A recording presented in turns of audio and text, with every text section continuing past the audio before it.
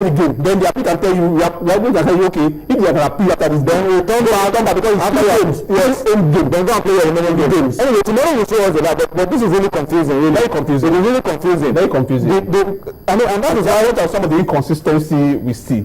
We remember Nimbe played a game against Enyimba on Sunday. The coach of Nimbe City, John Oranka, was suspended for 1 year, but he was on the bench in that game. A coach that was already suspended. Some of the LMC to suspend and it's maybe for that game for the bench. And they were still on the bench. Maybe he changed his name. He changed his name to where? Anyway, Araka John, maybe that's what we are thinking about. But I think that some of the inconsistencies the LMC must watch out for. Because these things are precedent. The academy Bayelsa with 13 games. The goalkeeper, we are still looking at the goalkeeper. We are looking at the person that pushed the referee. I said, can we paid every week if that player was not produced? They said they were inconsistency. They will see. They said they were supposed to be paying 50,000 for every week, 100,000 for every week, and the player is not produced. So what is happening? Are they produce the player? They said they should identify the player first. What is the name of that player? Is it Junior Konta or what you want to call the name? These are some of the consistencies they will avoid. Because this club are taking, they are watching these things. And they're watching. What is source for the games? Should be sourced for the Uganda as well. Bayelsa United Nimbe. You said the player should go back to Bayelsa. The player scored against Nimbe. The player should go back and find Bayelsa 1 million naira, and that result stands. Anyway, let's leave that. It's really a source for worry because I mean, what is source for the goose should be source for the Uganda as well. If you are applying the rule for Party A, the rule should apply for Party B, and this is really worrying for us. But let's keep our fingers crossed and watch out for what happens tomorrow in Abuja. If that game is played, fine. If it is not played, then that's going to be a big challenge for the league management company to resolve. All right, let's go on our final break tonight, and this time we're taking you to where football is organized, and there are no problems with court cases and banishment or not playing. German Bundesliga, and of course the Indian Premier League is also starting. Let's bring you some highlights from these leagues, and then we'll come back to wrap it up on Sports Tonight this Wednesday.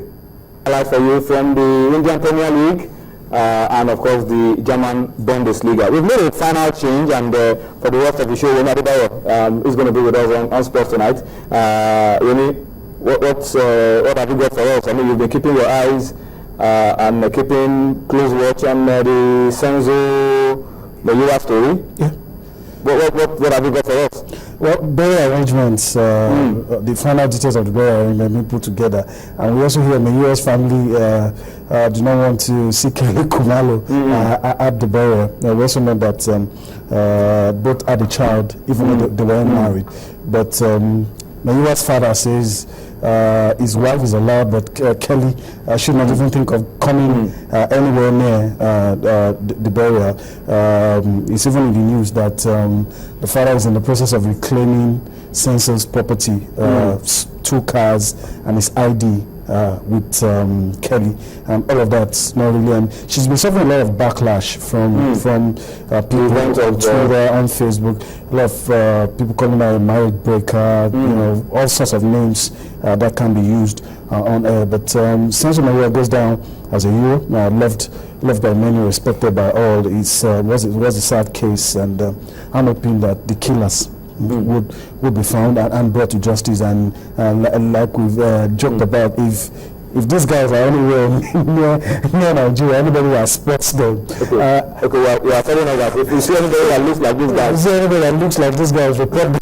Some people have seen somewhere before. Yeah, but on the next one, paper checks. We have composite pictures that the South African people have put out, sketches of the suspected killers of Senzo Meyiwa in Sunday's event. And if by chance only you come across anybody that looks like this, please don't hesitate to call the police.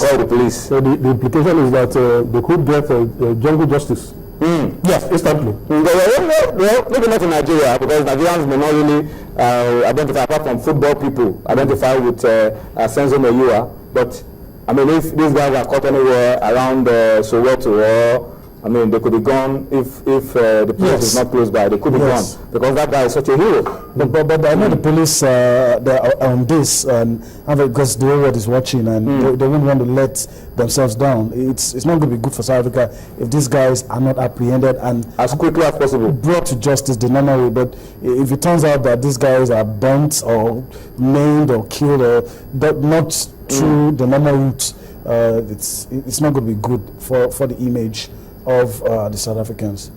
All right, so that's it around the Senzo Meyiwa. We'll keep updating you on a daily basis, but the brother is fixed for Saturday. Such a terrible way to lose such a promising footballer. But let's close the show by looking at the future, and the future sometimes is to look at the grassroots and to talk about the First Stroke Junior Golf Challenge. We talked about it a couple of days ago. Sam Meyiwa, a very good friend, who is always part of us on Wednesdays to tell golf a long time ago, put it together, and there's a 15-year-old Julius Oyedokun of the Meyiwa Golf Club in Osun that will make the winner of the maiden edition of the First Stroke Junior Golf Challenge.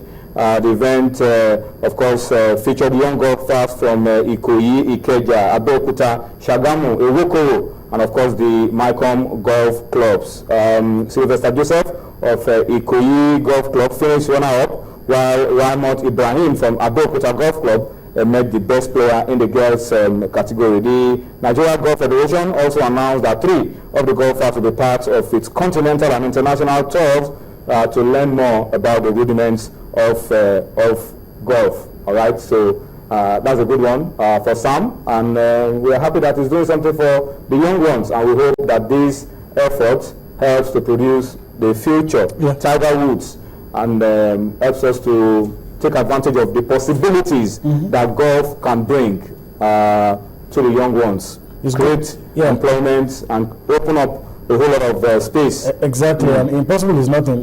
Some years back, you would have thought golf is not for black people. Tiger Woods told us that's not true. When you start early, you avoid the temptation of becoming stiff. At this age, you can still blend, teach these young ones 1 or 2 tricks before they become stiff. And if you're already over 20 and you want to start learning, it becomes difficult. But at an early age, teach you the basics of the game, and it really helps. And I hope the federation would the Nigeria Golf Federation open it up, pick it up from here, and ensure that competitions like this are supported, and the names that come up, you follow them and nurture them.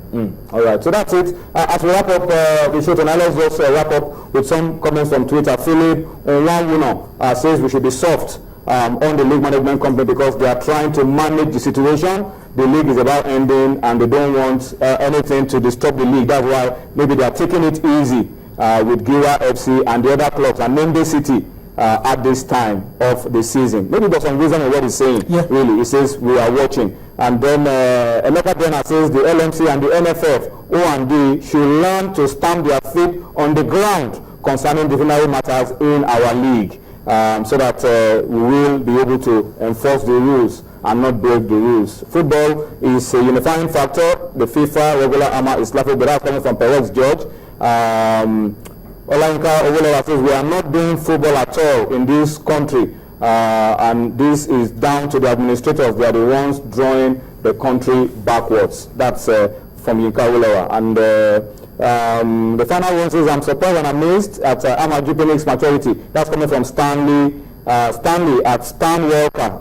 So quiet despite everything happening around him. He has my unalloyed support. Well, it's not really about winner takes all. It's about everybody coming together to resolve this crisis in the interest of Nigerian football. That should be paramount in our minds. We have to wrap it up on that note. Oye, thank you once again for coming. Prophet Oye, we can ask you to predict what will happen when we play Congo in Brazzaville. Please predict 2-0 victory for Nigeria. If we play Congo, I will gaze into my crystal ball. At the appropriate time. At the appropriate time. All right. No program today as we wrap up the show. No, I'm just coming from the middle.